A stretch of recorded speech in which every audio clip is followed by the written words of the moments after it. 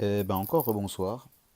Julien Roger, tu m'as demandé une petite vidéo pour parler de mon Victorinox, mon Wenger, pardon, avec la lame cassée. Donc, si je dis pas de conneries, c'est le Evolution de chez Wenger. Alors, faut savoir que il n'est plus fabriqué parce que en fait, Victorinox a racheté Wenger. Donc, en fait, tu reconnais la coque, enfin, les plaquettes qui sont comme le S17 que tu envisages d'acheter parce qu'en fait, ils ont pas volé ni repris, ils ont racheté la marque. Donc ils veulent garder les techniciens de Wenger pour bosser chez Victorinox avec leur propre service. Donc en fait, c'est encore entre guillemets Wenger qui le fabrique sous le nom Victorinox. Donc ce couteau-là, avec le verrouillage, euh, il est assez sympa, j'avoue. Il a des avantages et des inconvénients. Donc en fait, moi j'ai sorti un équivalent chez Victorinox, sans parler de longueur de lame, puisque je t'expliquais tout à l'heure dans la vidéo que celle-ci était cassée refaite. Mais c'est vrai qu'au départ, celle-ci est plus épaisse. Chez Wenger, elle est plus épaisse que chez Victorinox. Bon, je l'ai pas mal aiguisé aussi. J'ai perdu un peu de matière, mais quand tu vas venir couper une surface plate, le Wenger est mieux. Parce que tu as contact avec le bout de la lame, je sais pas si tu vois plus facilement. Voilà. Bon, sans parler de ça, le verrouillage est super intéressant, c'est sécurisé, c'est sécuritaire, tu peux travailler du bois, tu peux couper ce que tu veux, t'as pas de risque de repli de lame, tu peux piquer, t'as pas de risque de repli de lame sur les doigts, chose qui peut arriver facilement avec un Victorinox. Mais d'un autre côté, si tu te balades en ville avec ça à la ceinture et que tu croises les forces de police, ils peuvent te le confisquer parce que c'est une lame qui se bloque, à cran d'arrêt, une lame droite fixe, et ça c'est interdit. Attends, je bois un coup de pinard. Voilà. Donc, malgré que ce soit très intéressant, alors si c'est pour l'utiliser dans les bois, en randonnée, chez toi, il n'y a pas de problème.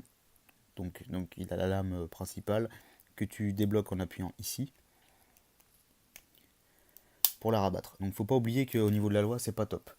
Par contre, au niveau confort, c'est top. L'avantage du Victorinox, c'est que tu peux le refermer à une main ou sur la cuisse, machin. Le Wenger, il faut toujours avoir deux mains. Le Wenger ou S17, hein, du coup, parce que le S17, je crois que c'est quasiment son portrait craché. Donc on a la grande lame, j'ai la petite démo. On a l'onglier, enfin la lime à ongles avec le cure-ongle. Voilà, c'est vrai que ça marche bien. Alors c'est vrai que je préfère ça chez Wenger plutôt que la petite lame de chez Victorinox,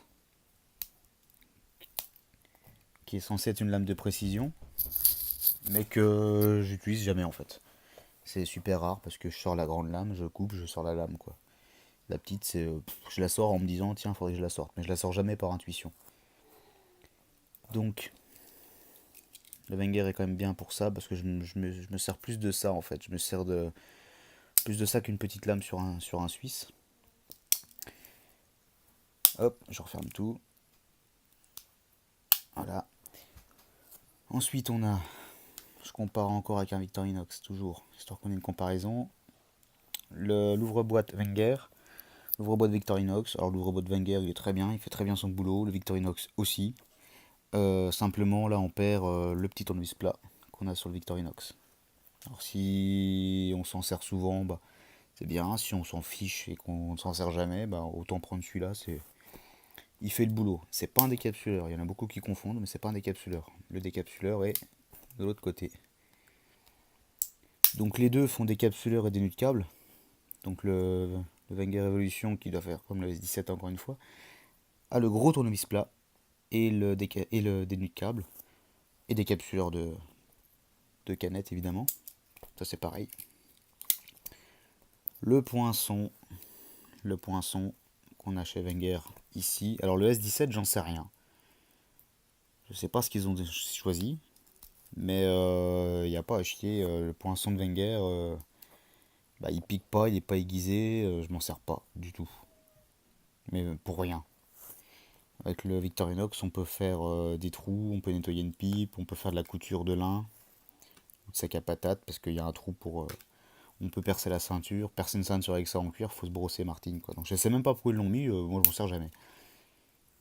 Tire-bouchon, bon là j'ai pris la version avec cruciforme qui n'existe plus d'ailleurs, parce qu'il est fendu.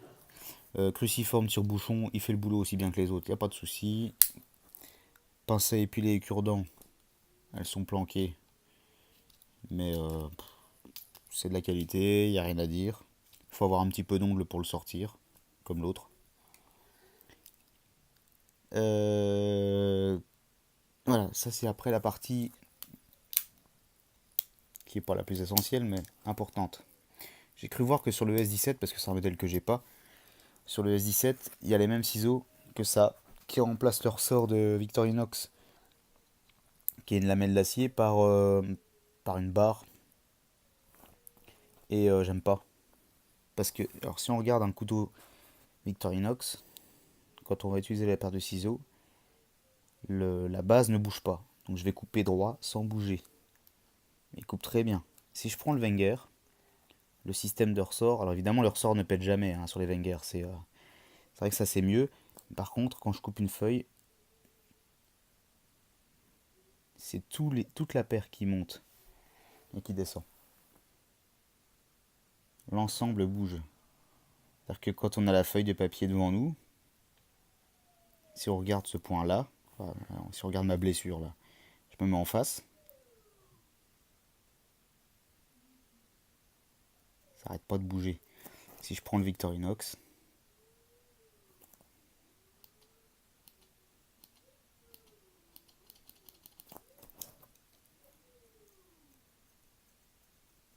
voilà, donc si les gens utilisent beaucoup la paire de ciseaux, alors pour couper une étiquette de soupule ou une étiquette de prix, ça fait le boulot. Ouvrir un blister, ça fait le boulot.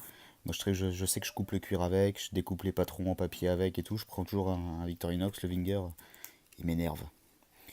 Voilà, donc le S17, pas mal. À savoir où l'utiliser, si on préfère utiliser la grande lame ou la petite lame. Pour moi, c'est pas mal, mais j'ai du mal à les mettre en avant pour la lame, pour la paire de ciseaux. C'est vrai que c'est bien une lame qui se bloque, mais il faut vraiment le garder chez soi ou sur son terrain parce que dès qu'on croise un flic, c'est interdit quoi, faut le savoir. C'est con, mais bon, quand on se le fait confisquer, ça vaut peut-être 40 balles en neuf. Bon, on a mal, alors que ça, ils peuvent rien dire. Sauf si on se balade dans la rue, comme ça quoi. Bon, j'espère que j'ai répondu aux questions. Si tu veux d'autres précisions, n'hésite pas. Et puis bonne soirée.